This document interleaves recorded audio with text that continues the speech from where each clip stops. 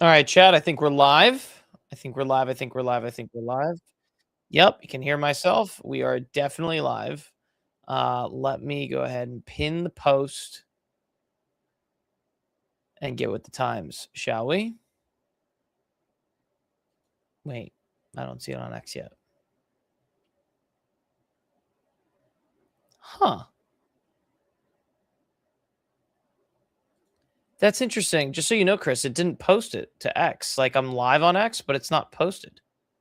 Yeah, I saw that earlier on 2 different streams. It will show the pink circle around your PFP. Let me check that really quick. Yeah, it does that, but it's not automatic. Actually, I do see it. Nope, that's a replay. I'm lying. Yeah, so I will, if you want me to send you the link, I could do that. I mean, I doesn't think look I like can it just automatically does it. I'll just post this. Yep. We're live, baby. And then just I'll pin that. But that is so interesting. Pin to my profile, pin. All right. I think we're probably good. My hair is a mess, but that's all right. All right, that's fine. Okay, cool. We're live. What's going on, guys? This is Overexposed. We are back. We are live as always. We try to be around 5 p.m. Sunday, Tuesday, Thursdays. We got a lot to talk about today, so I'm just going to hop straight into it. We're going to hop straight into things and get things rolling.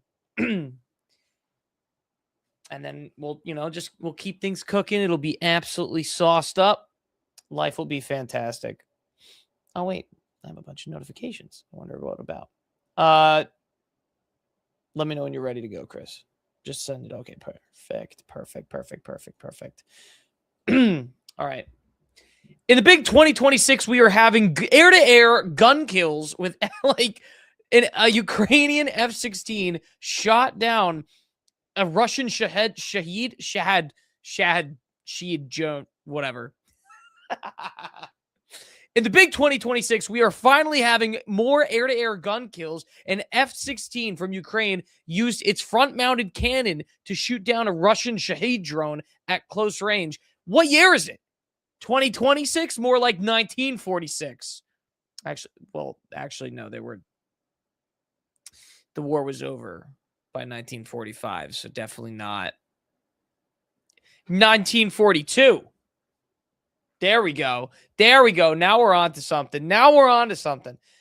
Insane stuff. I mean, it's also crazy. It is genuinely wild to think that there is actual warfare footage, real live warfare footage that we're just getting streamed to us on X. Like this guy almost got hit by a piece of the drone. What is going on?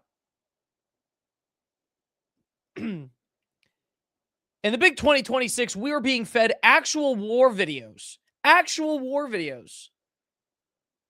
It's something to be, just in absolute awe of, to be honest. All right, we're going to keep going. We have a lot to get through today. We have a lot of bookmarks, so I'm just going to speed run through as many of these as I possibly can.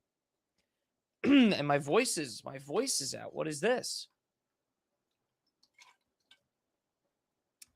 Oh, man. Prime age men are as likely to be without paid employment today as at the end of the Great Depression. I'm going to try that again. Prime age men, ladies and gentlemen, prime age men are as likely to be without paid employment today as at the end of the Great Depression. Like, oh my God, what is going on? What's going on? What is that? 13%? 13%?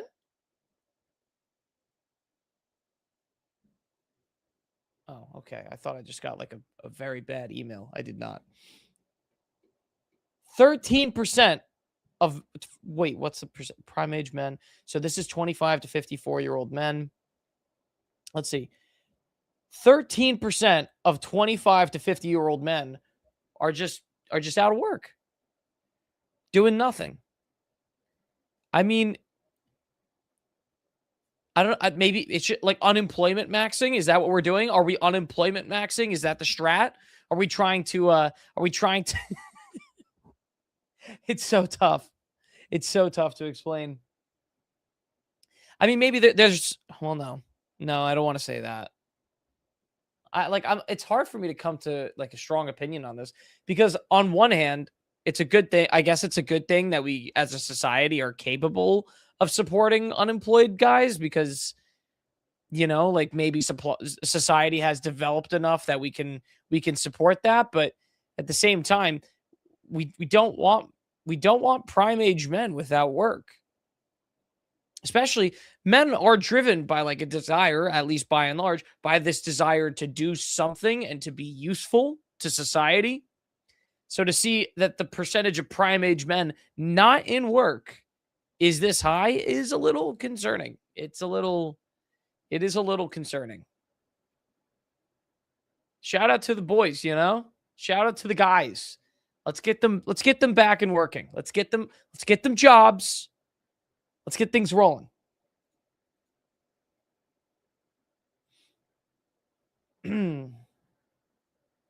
Okay. Let me stop this right here. Once it loads. This is Milo. Pets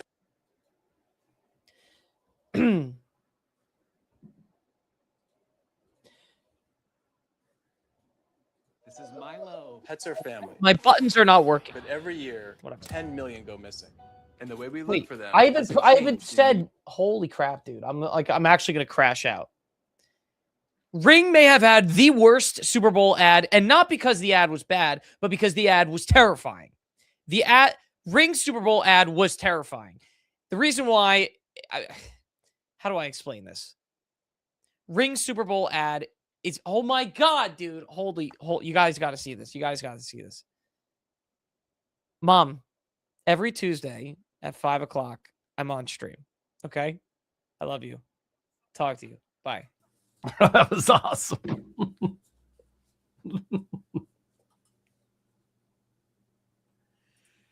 Anyway,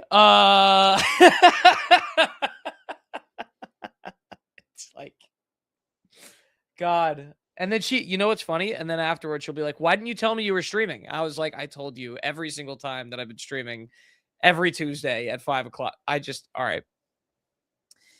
Let's try this again, chat. Let's just try this one more time.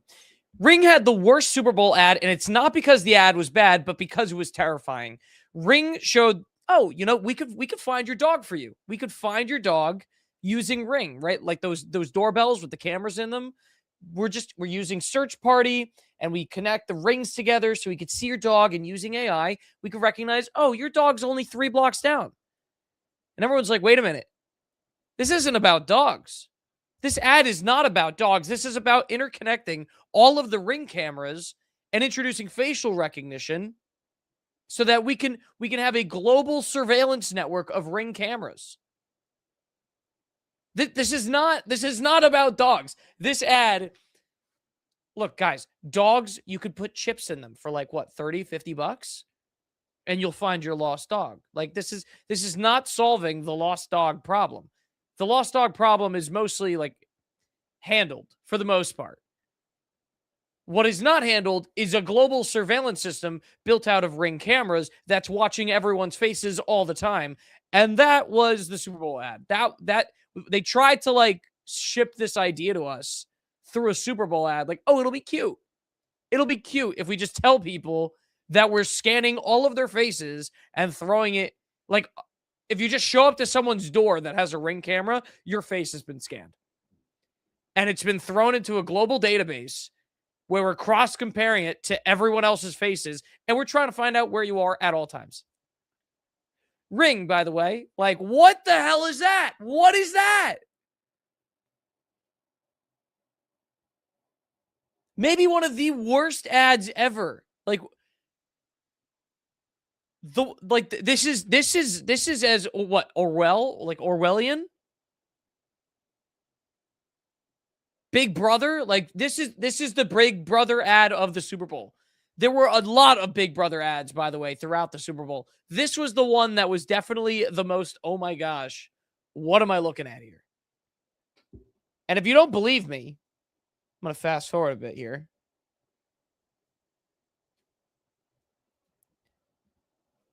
Nancy Guthrie went missing recently, and Kash Patel from the FBI shared some of this data, right? Like shared a video of the potential home intruder. Here's the scary part. This camera was supposed to be not recording at the time that this was recorded. Nancy Guthrie doesn't pay for Nest subscription. She doesn't pay to have her videos recorded and stored on the cloud. But the FBI got them anyway. Which raises the question, are Nest cameras and Ring cameras always recording, always storing it on the cloud to be retrieved at any point in time? Chat, I think we might be cooked. Let me know in the comments. I think we're cooked.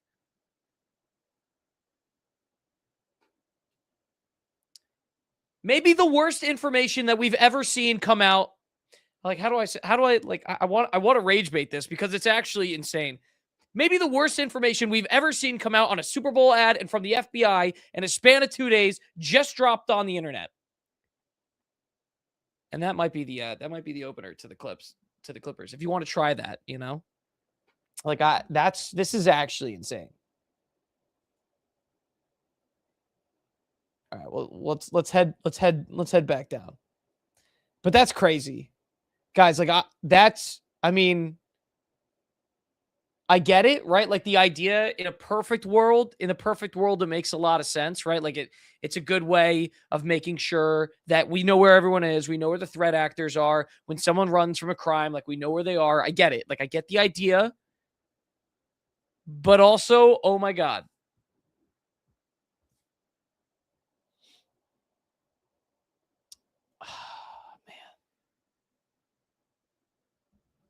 Chat.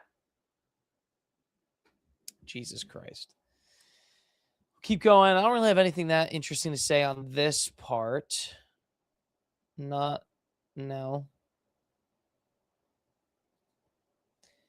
And this is not between the FBI and what's going on with Nest. It's not localized to that.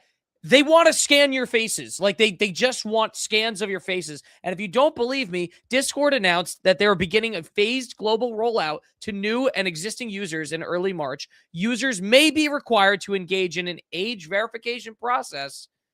I wonder what that's going to be. Just your ID? Like you're going to give them your ID? Or are they going to scan your face?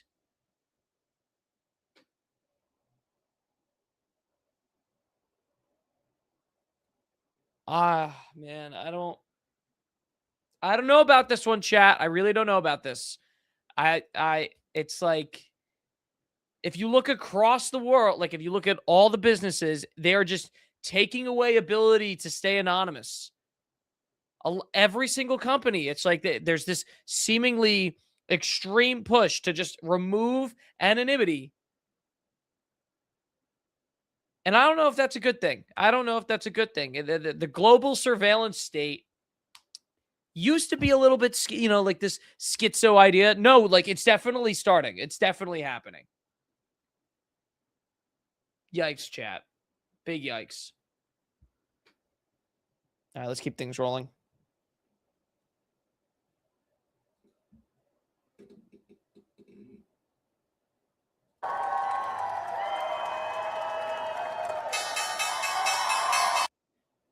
Sydney Sweeney just rang the opening bell for the stock market the other day at the dude, I almost nailed that. Sydney Sweeney just rang the opening bell for the stock market.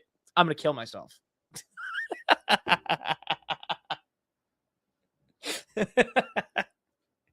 It's so funny to do this sometimes. Oh, because you really have to gesture max. You really have to gesture max to nail some of these intros.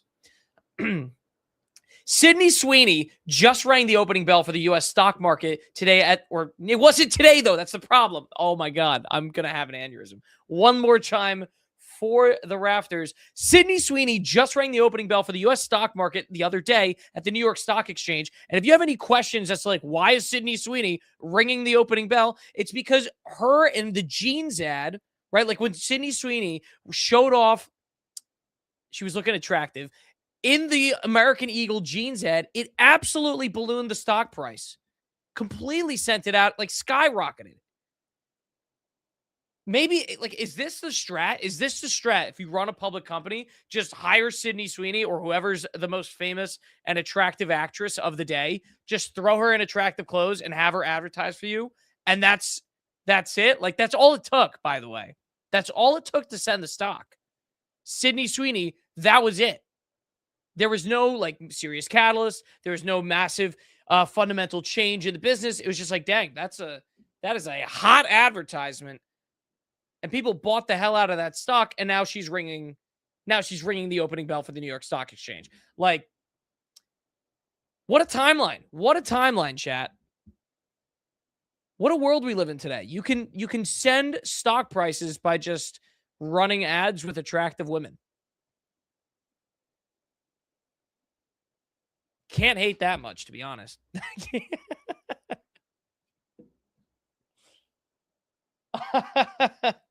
And Invesco QQQ was up on the day. That's incredible.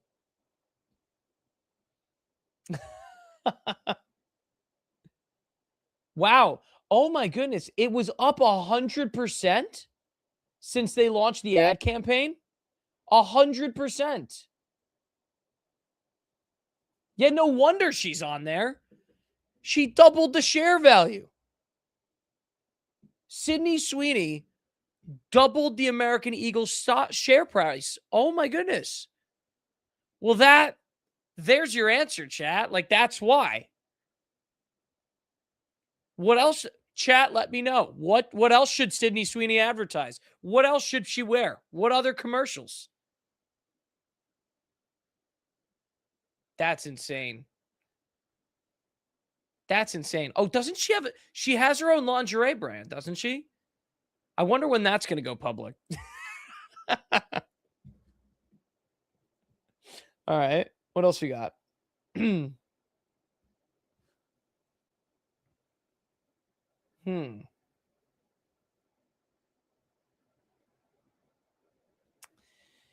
wonder if I have a strong opinion on this. I kind of do.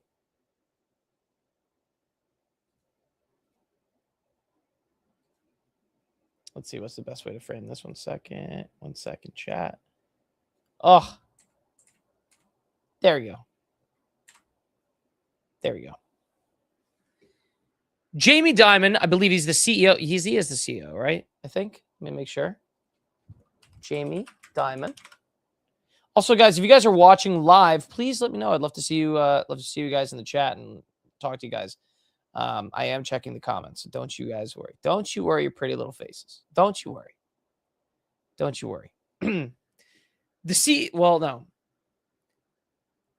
How do I, because, like, you know what I realized? I was checking, I've been reading, I've been watching my, like, the stories and the videos we've been putting out, and it's so simple. It's like the first 2 seconds determine whether or not a clip lives or dies on Instagram. That's it. The first 2 seconds. So I could say, like, Jamie Dimon, but, like, that doesn't mean anything. Like, who the hell is Jamie Dimon?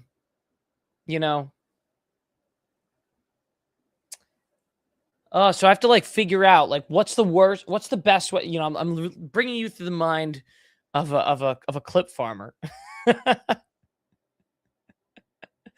What's the best set of words I could say to make you think, oh, I'm interested. I'm talking about this. You know what? That's actually United States bank bosses have been pushing strict return to office mandates, and people are not happy about it. Days after Jamie Dimon, who's the CEO of JP Morgan Chase, ordered people to come into the office 5 days a week, a petition surfaced urging the chief executive to change their plans. This has become like a serious thing in the wake of COVID, right? We're now years after COVID, and people still do not want 5-day work weeks. Still, they kind of refuse it. And I'll say this from personal experience, because I mostly worked remote. I actually very highly value in-person working. And when you do work in person with people, like I go to school, I go to classes one, the relationships you make with other people that you interact with, vastly stronger than anything that you have on Zoom. And the work that you get done is just a better product. Like, it's a better quality piece of work that you're putting out. I'd say if you want to get ahead as a kid nowadays that's getting out of college, as a kid that's getting out of grad school, and what I'm hoping to do personally, find ways to work in person with coworkers, with whomever. Work in person. It is probably the best cheat code if you actually want to get ahead with your career. If you just want to like chill out, if you just want to make some money, you don't care that much, you're getting a job and you just want to, live by your own rules, fine. That's your prerogative. But if you want to get ahead and if you want to do something actually, like if you have career goals, seems like the best way to do it is to push for 5 days a week, at least for your own schedule. Very interesting stuff that's going on nowadays.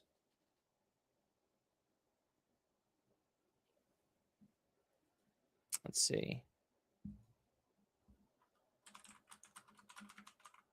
1 second.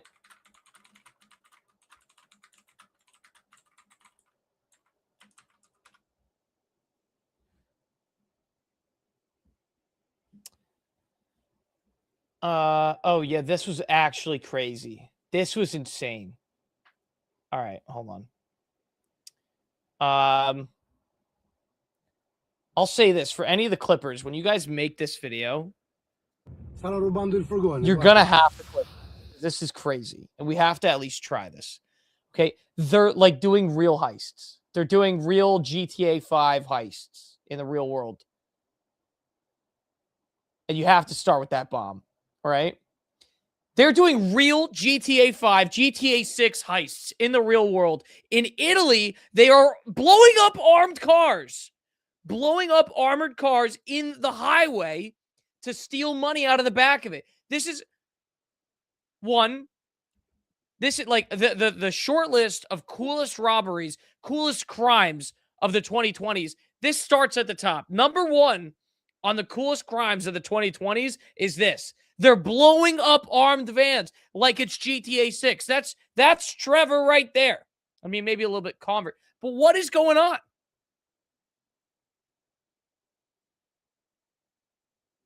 I thought this only happened in movies. I thought it only happened in movies, but clearly the people in Italy are up to something else. They are stopping traffic in the middle of the highway in Italy, putting bombs on armed cars and blowing them up to get the cash out of the back. Honestly, I can't even hate. This is the highest level thievery I have seen in years. I mean, almost respect. Like maybe dude, that's crazy. The instant 5-star wanted rating is crazy. The only thing that would have made this more Italian if there was like a Lamborghini and a Ferrari for the getaway, but that is an Alfa Romeo. That is a fast car. And they have the speed light on it too. Dude, like that, this is Ocean's 11, but real life. That's let's slap on the little light so that they think, oh, maybe they're an official. Let's slow down behind them, let them pass. They get in front, they pull the stops, hit the handbrake, stop the highway, drop a breaching charge on the side of this van, blow it open, take the cash, and run. Like, this is crazy stuff, straight out of a movie. Whatever's going on in Italy, I can only respect it, to be honest. That's top tier thievery. Wow. Like, wow. Coolest crime of 2026 has just happened. Like, that's it. This is the coolest crime of 2026. Wow. Anyway, actually, by the way, for the Clippers, when you make these, like, I don't know how you guys do it, but when I said, like, this is the coolest crime of 2026, that actually might be the best opener. You guys, I trust you. But this is just how my brain works. Oh, my goodness gracious, dude. I'm having too much fun. Some of this stuff is insane. I might have a thought on that. I don't really know. I don't know if I have a strong thought on that. but I'll come back to that. Let's see. No, I don't have a strong thought there either. I want to talk about crypto, but we'll come back to all these.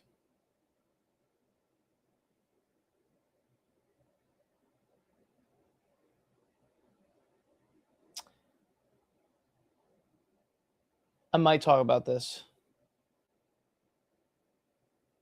It's kind of hard. It's kind of so like some of the stuff, you know, the way that my mind works about this stuff is it's like some of this stuff I find personally very interesting, but when it comes to talking about it, right? When it comes to sharing a cohesive thought that's worth sharing, it's hard to like put it into words, right? Like, for example, this one's interesting, right? So it's like looks maxers got to understand that the number one way you can get hotter in the eyes of women is by getting a salaried job. And it's like, well, how do I talk about this, right? Like, boys, all you got to do is get a job. And it's like, that's not that interesting. It's like, what's the key to a woman's heart is just have a job. Like, that's like, what's the point? Like, what am I getting at here? It is fascinating. I will say, like, it is fascinating how women work. I've heard this as well. When you talk to women after a certain point in their lives, the way they refer to men, it's by their job title. Oh, I'm not dating Tom today. I'm not dating Jeremy or Frank today. No, I'm going to go on a date with the lawyer. I'm going to go on a date with the doctor. This one's the surgeon. He's cooler than the doctor, actually. Because the doctor, he's just like, oh, you have a cold. The surgeon's, saving lives. So this is one of the most interesting things about the looks maxing community. The looks maxing community is dealing with this weird thing where it's all on looks, but it's almost like they've forgotten that the key trigger to a woman's heart is just like, do you have a job, dog? Like, do you guys, what are you doing for work?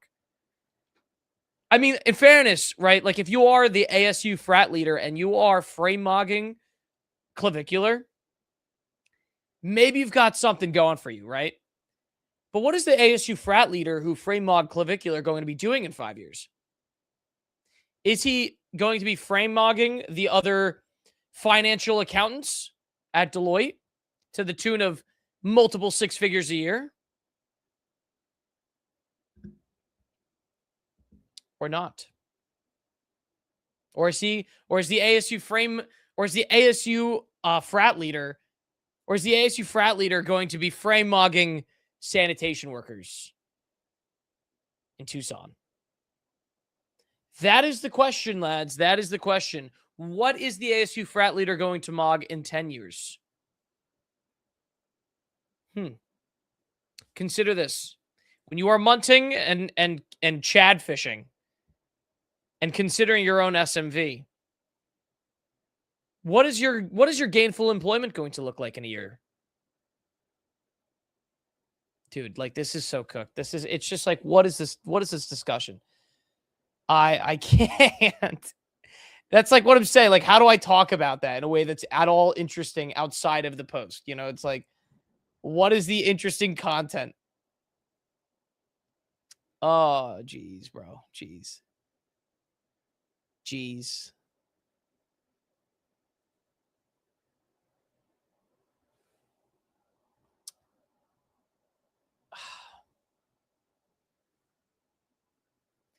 If you trade on Polymarket or Kalshi, you might be about to be cooked on the order books sooner than you'd like to see. Jump Trading is acquiring a stake in Polymarket and Kalshi in exchange for providing liquidity, which means when you're placing your own bets, right? Like when you're going to be in the order books on Polymarket and Kalshi and you're placing a bet on, oh, I wonder, how many shots in this basketball game today? How many yards in football today?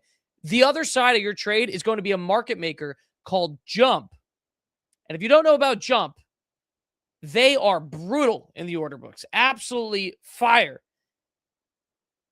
And it's a little scary. Like, when I'm trading and my counterparty is Joe from down the street, you know, like maybe I've got a chance. Maybe my opinion is better than that of Joe's. When my counterparty is jump trading, this is a sharp and a half. This is one of the most impressive market making firms on the planet.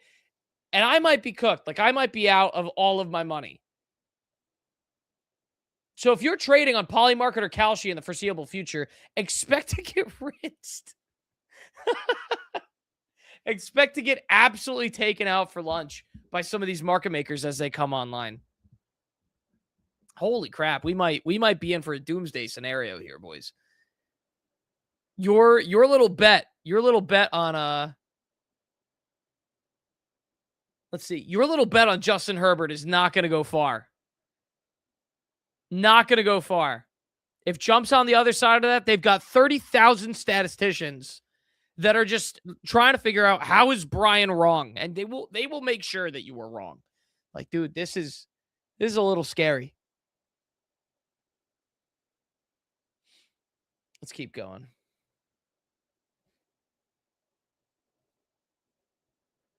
Hold on one second.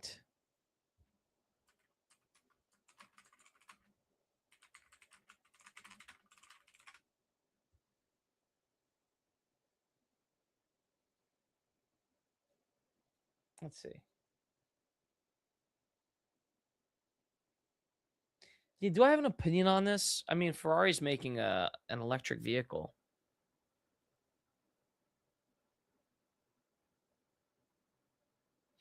It's interesting. Ferrari tends to be like on the cutting edge of this stuff. And they've been making EV/hybrids for like over a decade now with the LaFerrari. They're making a full out EV though. It is a little concerning. Let's see. Yeah, but if I'm going to do this clip, I want to actually have the car itself. Yeah. Ferrari is making a brand new electric car, and it looks kind of unbelievable. The internal of the car, like the inside of the car, is designed by one of the most impressive tactile, like button pressing firms on the planet. Look how beautiful this is. Look, it's oh my God. For the men out there, when you see these things light up, it's like throwing a rock over a dam and having it shatter ice. Like, look how crisp. Oh my God, the turns. Look how crisp that is. If anyone's going to design a beautiful electric car, it's probably going to be Ferrari. It looks phenomenal. The external of the car is unbelievable as well. Like this is the future. I will say on the sad part though, Ferrari is making electric cars. Ferrari, known for the most beautiful sound, maybe the most beautiful sound in all of motorsport. The Ferrari engine, that V8 engine that has made men cry for 100 years at this point, almost. That Ferrari engine seems to be maybe going by the wayside. We're losing it to electric vehicles. It's tough. Like I don't mind if all, if every single commuter car on the planet became an electric vehicle, I'd be okay with that. But if we lose the beauty that is the Ferrari V8, if we lose the beauty that are some of these supercars and how they sound, that's going to be sad. But look at that. Hold on. Imagine what it's going to be like. Hold on. Imagine what it's going to be like if you're sitting there and you grab that. Oh my God, dude. Imagine pulling that launch lever. It's got to feel like a spaceship. What a vehicle. Looking forward to it, but still sad at the loss of V8s nonetheless.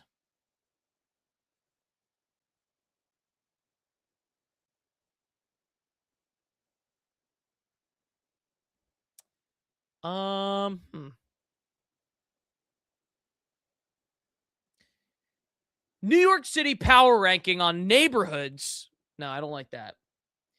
They power ranked New York City neighborhoods, and it's a mess. It's totally wrong. What do we got here? S tier, West Village. That's there. Yep. Where's the East Village? Where is the East Village in the S tier? Greenwich Village, solid. So, I mean, all right. Sure. Tribeca in A tier. I'd put it there. Upper West Side. Okay. Williamsburg in A tier. Anyone that's been to Brooklyn knows that the people there are terrible. Gonna catch some flack for that one. Again, Brooklyn anywhere that's not C tier or lower is just a mess. It's just a mistake. Yeah, Bushwick and D tier, absolutely on there. No-go list, Times Square. Yep, Port Authority. It's not as bad in Port Authority. It's still pretty bad. The fact that you place Chinatown in the D tier shows clear and complete misunderstanding of what makes the city great. That is true. And yep, there it is. Forgot the East Village. Forgot the East Village. Do you disagree with this list? Do you? I mean, I think I don't think it's that far off. I think it's got some highlights, like West Village is S tier. West Village 100% is S tier New York City living. For sure. Nailed that. But again, missing the East Village. Does it even have the meatpacking district? I don't think it does. Or Hell's Kitchen, yeah. Tough. Not the best list, but hey, there's something here. Let me know what you guys think. All right, let's just see.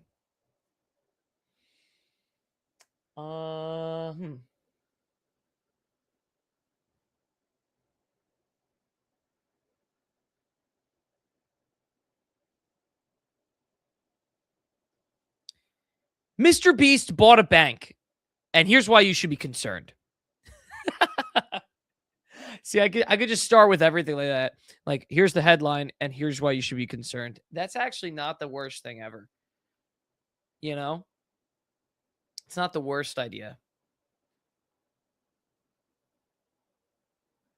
But also, I don't know why you should be concerned on it. I guess if it's Chamath Palihapitiya, you should be concerned. Yeah, that's why. If anything, you should be concerned about that. Mr. Beast bought a bank, and you should be concerned. If for anything, I would be concerned because Chamath is helping him. Chamath Palihapitiya, in my opinion, one of the most rightfully disdained people in all of finance. The guy led SPACs, and look into his history with SPACs. It was just a disaster. But he is the man in the arena. He's the man in the arena, so you can't hate. With Mr. Beast buying a bank and a financial institution, it's very clear that he wants to get Gen Z, right, kids, aware of financial services and get them on early. And to some extent, that's a noble goal, right? To some extent, it's a noble goal. Hey, I know that you guys aren't taught about finances in high school. You're not really educated on how to run your life financially in high school or in grade school or anything. And even in college, it's mostly ignored. A lot of kids leave everything. They leave education and they don't know how to run their lives financially. So maybe, this is not the worst thing, right? Get financial content in front of kids. And if it's good financial content, that's one thing. But what if it's brain rot? What does brain rot financial content look like? And I don't know. I mean, at some point, right? At some point, I don't distrust Mr. Beast, but I don't know if I trust him to be running the financial content for the youth.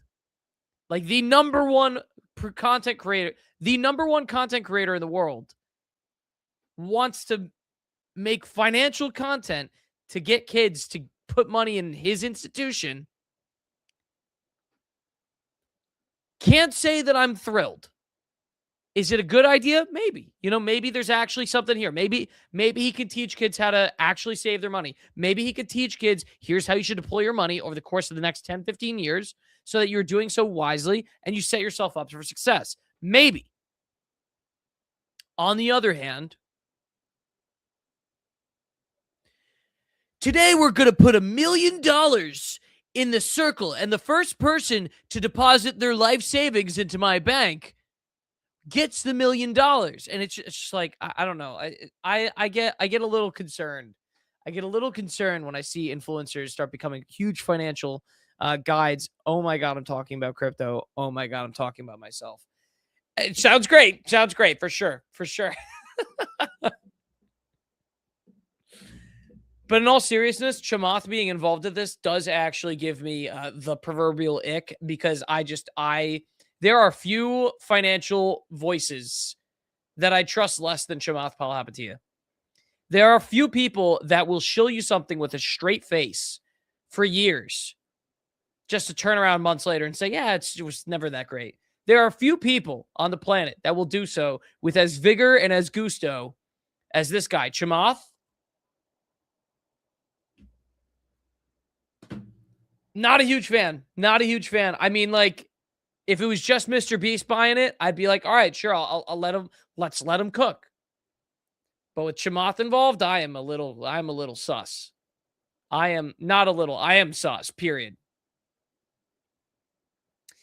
But hey, Godspeed. Hopefully they do a good job. They get this bank rolling, and they get kids to actually understand their finances, because God knows the U.S. school system is not teaching kids how to handle their finances properly when they get out. And there's a reason why so many kids struggle with their finances upon leaving college, and even, throughout. Where are we? 5:43. We got plenty of time. One of the greatest tweets of all time. Clavicular ran into ASU's top frat leader while gesture maxing with gym cells and instantly clocked Pete Cope. The frat fraud leader went full UV dodge macking and weight coat maxing, inflating fake stats to protect frame after being skull mogged while... What the hell does that mean? While Clav deep locked in nuked cortisol stabilized aura and dodged irreversible cell bleed by a millimeter. Dude, like I just had an aneurysm. I blacked out for a second there. I have no idea what the words I just said meant. Like I caught maybe 10% of that. I know what gesture maxing is. I don't know what a gym cell is. Clocked Pete Cope. I'm kind of there. Frat fraud leader. What is a frat fraud? UV dodge maxing. What, like, inside? Does that mean being inside? Weight coat maxing. No idea. Inflating fake stats. Fake. Protect frame. What is skull nogging? What is deep locked? Isn't PSL, like, isn't that rating for cards? There's someone out there that understands every word that was said in this tweet. There's someone out there that understands every word. And I worry that for that kid's future. Either that kid goes on to run the greatest business of all time, or their brain actually combusts, like actually breaks. I can't what is a false chat? Is Varys a false? Who's Varys? What is false chatting? I yearn for the days where we just went to the gym and it was called working out, and now it's gym cells being clocked for Pete Cope while dodge maxing and weight cope. Like, dude, what are these words? The kids are creating a new language as we speak. The kids have created a new vernacular, a new language, and we're just living in their world now. This is it. This is it. Let's keep rolling.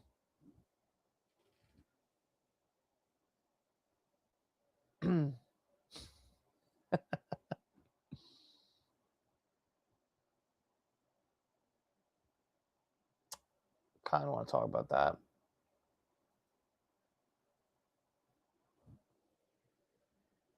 Oh, my eyeballs. Sometimes these contacts act up. Oh.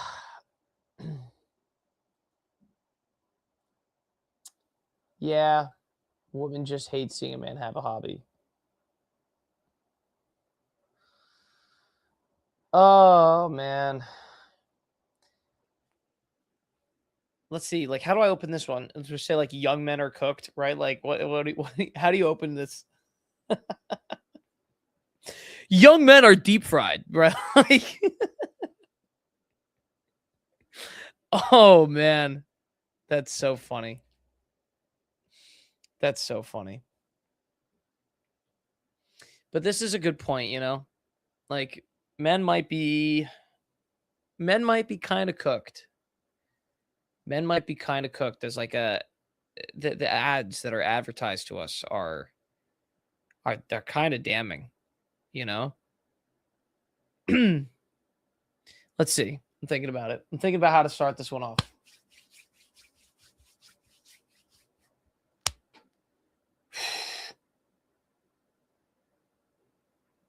Young men are in shambles, and here's why.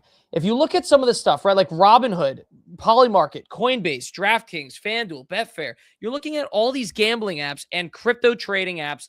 And this is like gambling, crypto trading, stock market investing, which is basically gambling at this point, depending on the stock that you're playing and how a lot of these people like to trade options. These apps, right?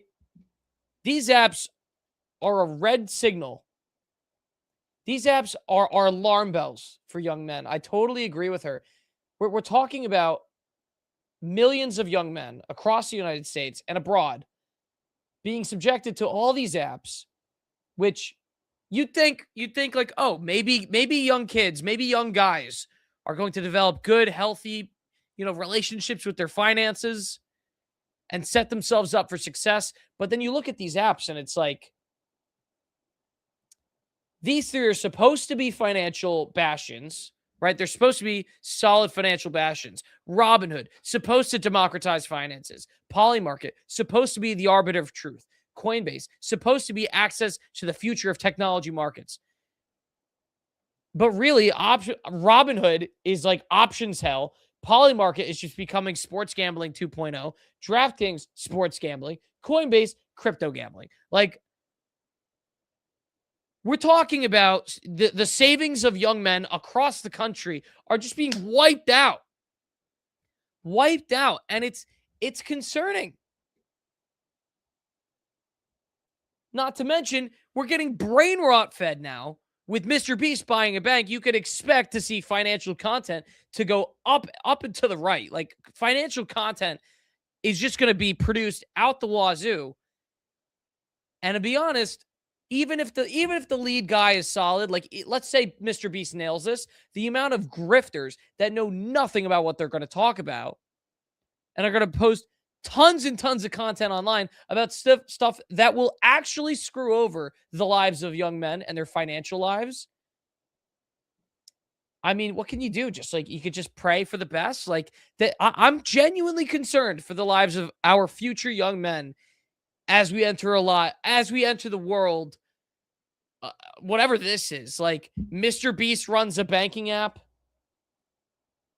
and the top financial institutions are an options gambling platform, sports betting, and crypto gambling.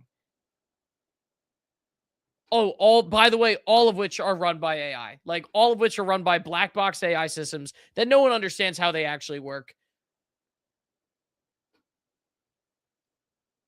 You have to have some level of trepidation, right? Like, at some point, I am a techno-futurist. I love technology. I get excited about this. I love a lot of these companies.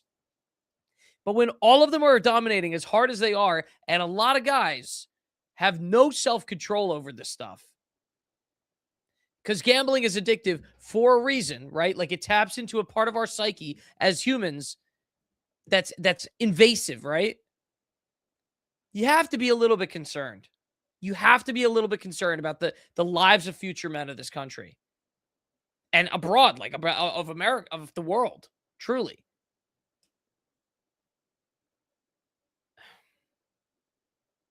The legalization of sports gambling and the gamification of everything, as predicted by crypto savants 5 to 10 years ago, might be one of the most severe alarm bells. And I gotta say, we are not talking about this enough. We are not talking to our politicians enough about how concerning some of this actually is for the livelihoods of young men and people in general. Truly. Yikes. You know? Good luck to the Clippers on that one. I know I was a little all over the place, but I think you could probably piece something together there.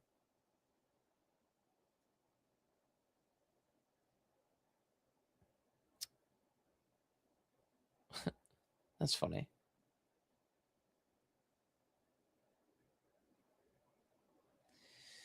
Oh man, what else we got? I should probably talk about that. Probably should talk about that.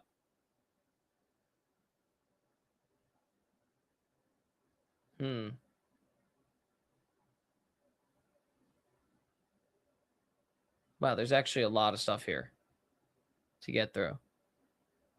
Oh boy.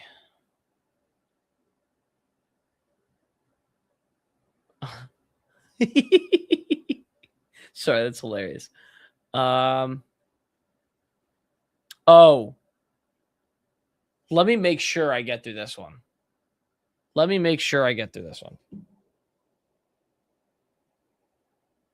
Okay, I've not seen this video yet, so we're going to have to get through this.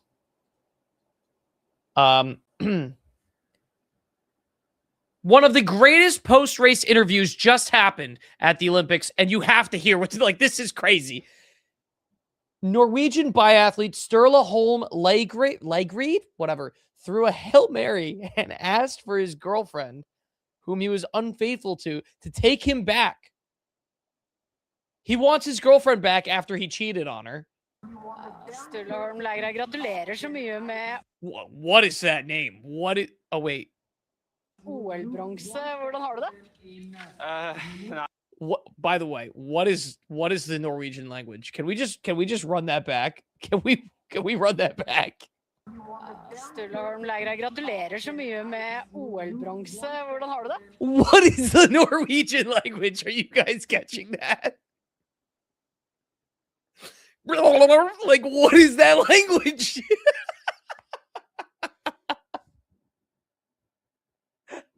There's no way I can take this seriously. Oh man, we got to run this though. We got to try. Nei, det stort. Det min første OL-medalje. Og jeg vil takke alle som har hjulpet meg på veien. Spørrerne for en kjempegod skidag, og hele familien som... Hold on, there's got to be a translation of this. All right. All right. Oh, we found one. Okay, we got this. All right. Let's say he said, and then there's someone I wanted to share it with who might not be watching today. 6 months ago, I met the love of my life, the most beautiful and kindest person in the world. 3 months ago, I made the biggest mistake and cheated on her.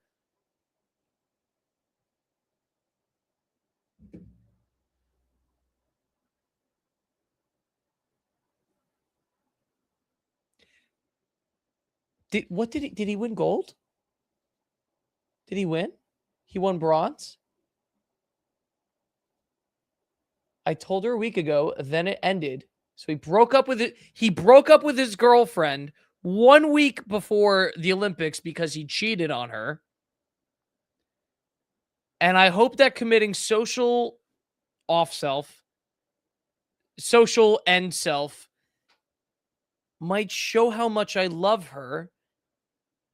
And I'm taking the consequences for what I've done. I regret it with all my heart. Maybe I'm just stupid. Maybe I'm a member of the sorority, but I do stupid things.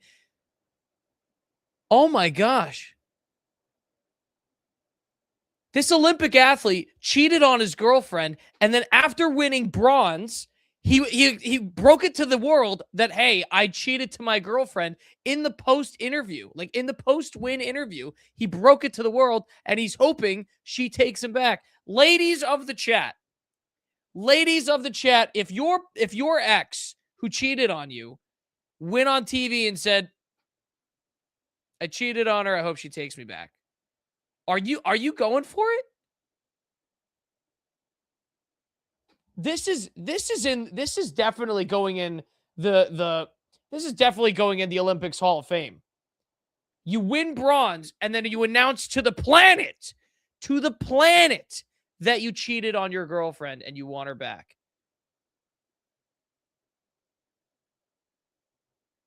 Guys. Sorry, I will say, you know, as much as I want to take this whole thing seriously, I simply cannot understand this language.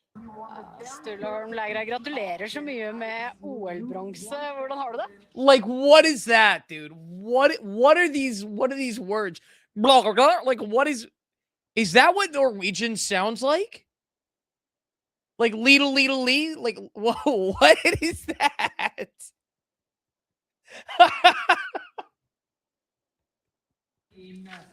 Bilen som siden så gjorde min største tabbe og var utro mot henne. Og det fortalte jeg for en uke siden. Og det har vært den første uken i mitt liv. Så jeg hadde gullmedalje i livet. Det er sikkert bare mange der nå som ser på meg med andre øyne. Men jeg har kun øyne for henne. Jeg vet ikke hva jeg vil frem til. See, I have no idea what he's saying. I have no idea what he was saying. Oh, wait, hold on. English subtitles? Hold on. Hvordan har du det? Nei... Norwegian sounds. Det stort. Det min første OL-medalje. Og jeg vil takke alle som har hjulpet meg på veien. Smørerne for kjempegod skidag. All right, let's see what he says. Hele familien som har backa meg. Og så det en jeg ville dele det her med, som kanskje ikke ser på i dag. For et halvt år siden så møtte jeg mitt livs kjærlighet. Verdens vakreste, fineste person. Og for 3 måneder siden så gjorde jeg min største tabbe og var utro mot henne. Og det fortalte jeg for en uke siden. Og det har vært den første uken i mitt liv. Så jeg hadde gullmedalje i livet. Det er sikkert bare mange der nå som ser på meg med andre øyne. Men jeg har kun øyne for henne. Jeg vet ikke hva jeg vil frem til å si det her nå, men... I mean, I don't have an opinion on this. I'm actually dumbfounded. This is the most incredible interview maybe of all time. I'm dumbfounded. I mean, he cheated on her, L.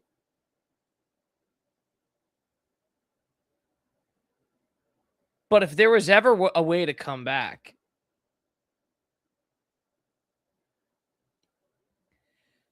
ladies of the chat, what do you think? Are you taking your Olympic skiing boyfriend back if he admits on live television to the planet that he cheated on you? Is that enough?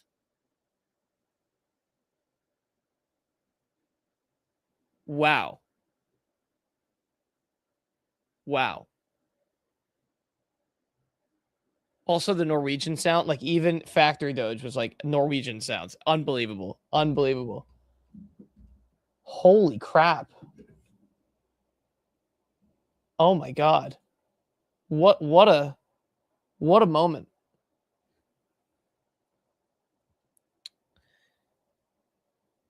All right, let's keep things rolling. There's a couple more things I wanted to touch on, and we'll get out of here. Oh man, wow, that was crazy.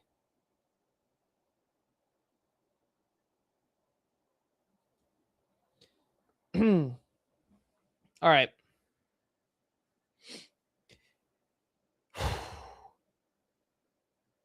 Newest update in the Jeffrey Epstein files is a little bit insane, and it does involve Donald Trump. Apparently, newly unsealed court documents show that Jonald. That's what we're going with. Jonald Trump. Yep, Jonald. Newly unsealed court documents show that Donald Trump called the Palm Beach police chief about Jeffrey Epstein in 2006 and described Ghislaine Maxwell as, quote, evil and Epstein's quote, operative. Now, some interesting context here. Martin Shkreli, and if anyone Martin Shkreli, he definitely knows the justice system, right? Like, if anyone has an opinion on the justice, oh my God, dude, I'm like thrown off by that guy who cheated on his girlfriend. I'm thrown off by that. If anyone knows the justice system, it's Norwegian broke me. If anyone knows the justice system, it's probably Martin Shkreli. And he says that, look, a 302 is an FBI interview document where the FBI agent summarizes the interview, and they can't because they can't record the interviews themselves, so they have to summarize them separately. I don't know the judicial procedure here, but it does make sense.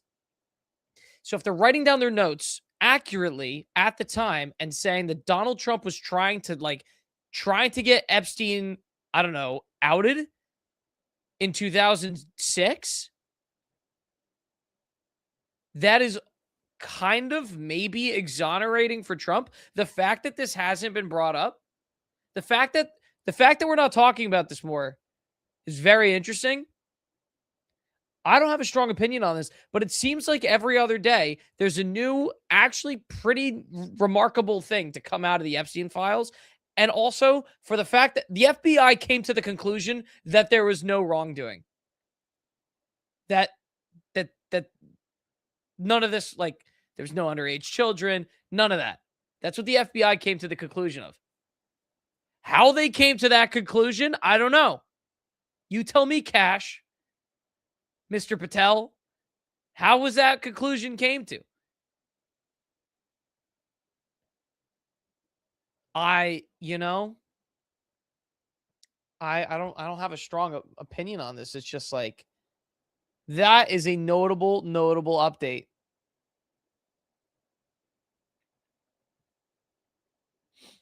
Oh, man.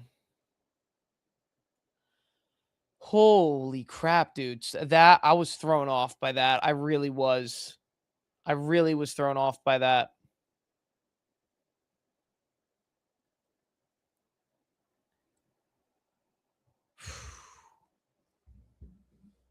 California just can't help themselves. They can only make more and more mistakes. They propose this concept of a billionaire wealth tax, right? Like, they want to be able to tax billionaires not off of their income, but off of what their net worth supposedly is. How that would work, some of the specifics around how that would work, completely unclear.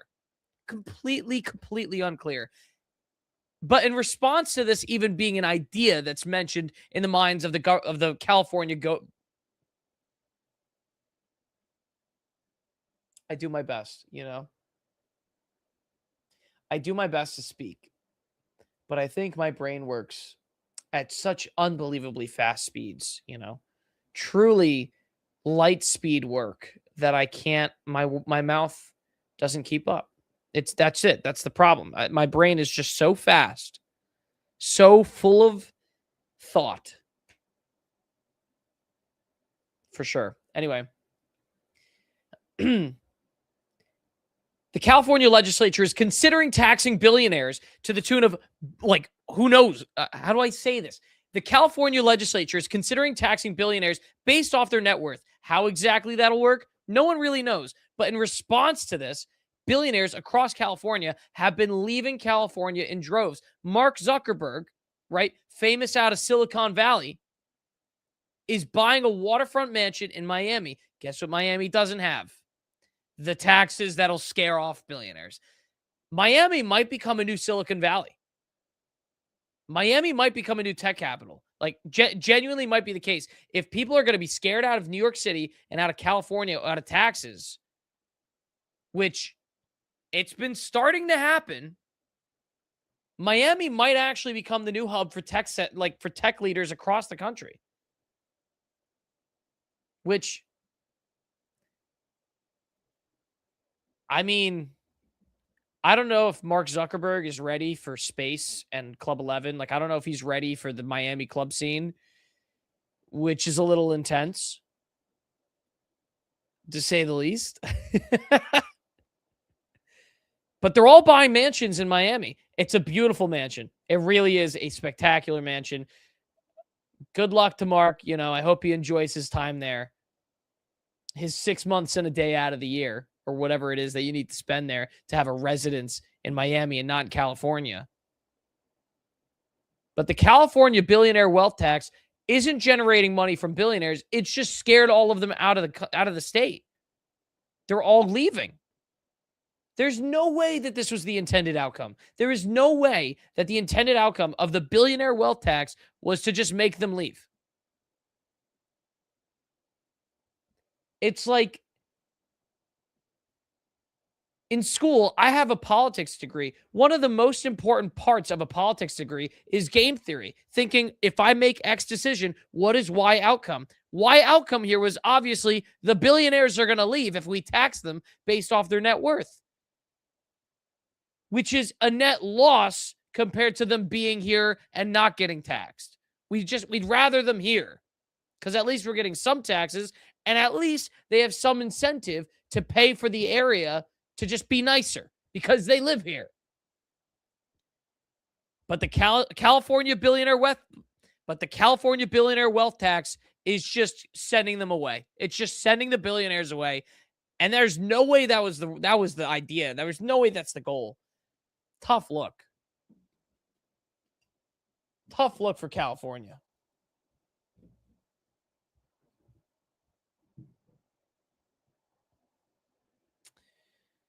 Holy crap, dude. Ooh. Wow. Wow.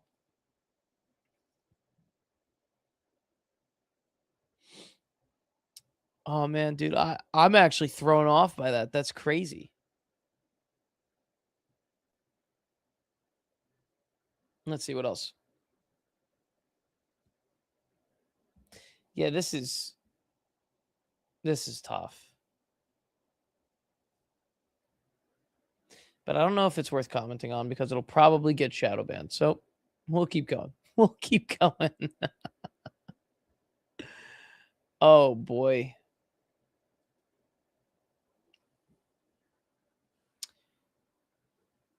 New York City is going to host a roast for their landlords. And then over the course of the next few months, Jesus Christ, dude, I really need to work on this. Over the course of the next few months, New Yorkers are going to get the opportunity to go to hearings and big displays and be able to rant about how bad their landlords are. I assume it's going to be, televised. I assume it's going to be this big content thing, but you can go to a hearing and talk about how your landlord is ripping you off. Here are the dates: February 26th through April 7th for each of these boroughs. This is probably must-see TV. This is say what you will about Zohran Mamdani. Say what you will about the New York City mayor, but they can make content. And people complaining about how bad their landlords are, probably going to be unbelievable content. You're probably going to hear some crazy stories about how someone went to sleep, they napped with 30 rats every night. One of the rats that they nap with has a name. It's like Remy, They're like mutant rats that they live with.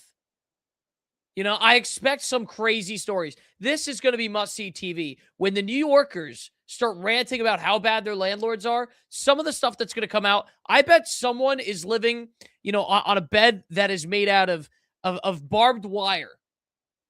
Someone somewhere in New York City has to deal with a bed made out of barbed wire, and we're going to hear about it. I guarantee it. All right. I think,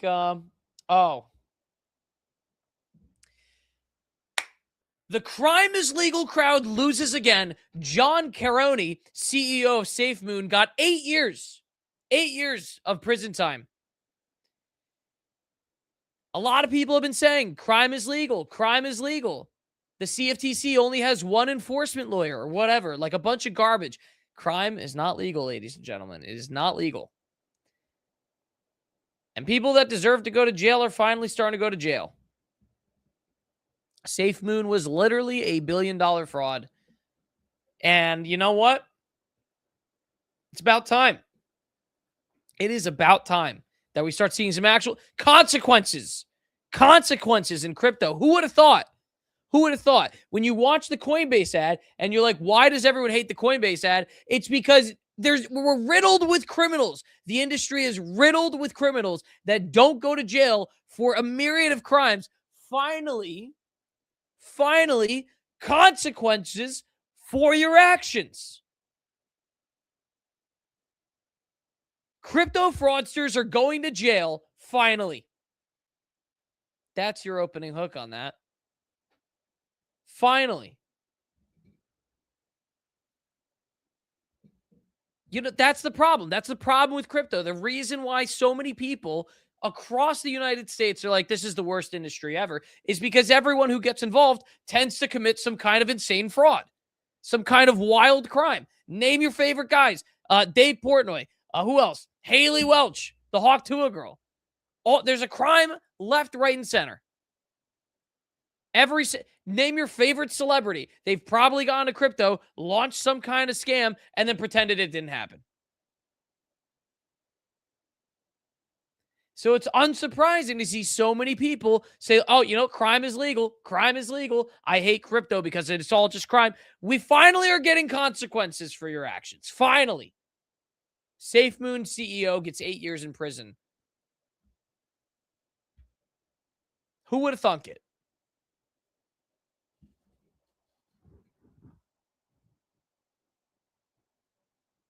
Anything else I want to mention here before I wrap this puppy up? I've gone through so many of these. I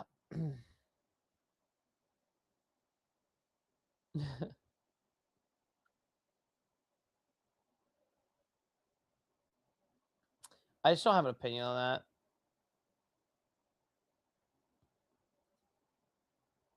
You know, I was thinking, actually, Chris, are you there? I've got a question for you. Shoot. I was thinking about running a new kind of concept on these shows. I don't really have anything for it today, so maybe pay attention to it. And if anyone's listening, like if any of the Clippers or if anyone's listening, I've been thinking about this concept of like, what are the white women up to? It'll be like on what are white women up to, you know? like for example, hold on, this might be one. What are the white women up to? Apparently, every single former Patriot is dating the youngest supermodel on the planet. Like, what is going on here? You've got Tom Brady with Alex Earl. You've got apparently Damian Amendola with a 21-year-old waifu. She's not a waifu, but she's gorgeous. What's going on here? Why is every single Patriot dating a hot, young white woman? What are the white women up to? Update number 1. Like, what? Hold on. Let me work through this one. All right. This week on What Are the White Women Up To? Apparently, they're all dating the Patriots. The former Patriots, not the current ones, which lost the Super Bowl. Thank God. Danny Amendola, former Patriot wide receiver, apparently dating a 20-year-old blonde woman. You know, can't blame him. Can't blame him. What we got Tom. Hold on. I'm going to pull up Tom Brady. 1 second. You guys are going to have to, the Clippers are going to have to work with me on this one. Tom Brady. Tom Brady. Tom Brady is apparently dating Alex Earl. She's only 25 years old. She looks amazing. Braxton Berrios is kicking rocks. I think it was Braxton Berrios that was dating her. Who else? What we got Bill Belichick.